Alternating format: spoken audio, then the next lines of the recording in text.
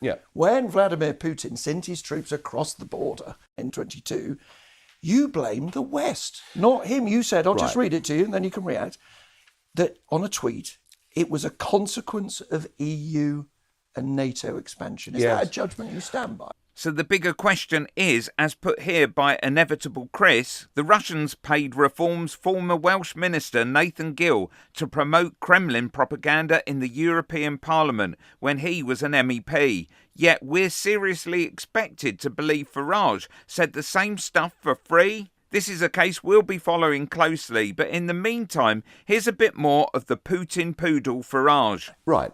I'll tell you what you don't know. I stood up in the European Parliament in 2014 and I said, and I quote, there will be a war in Ukraine. This EU empire, ever seeking to expand, stated its territorial claim on the Ukraine some years ago.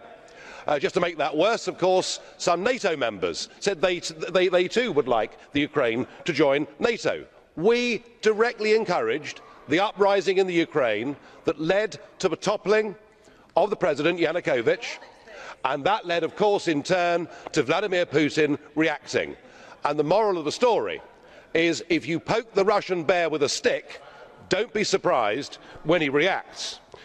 Why did I say that?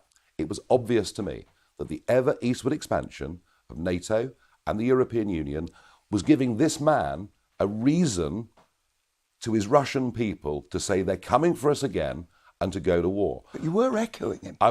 Sorry? You were echoing him. That's what Putin says. No. Sorry, I've been saying this actually since the 1990s. Ever since the fall of the wall. But hang on a second. We've provoked this war.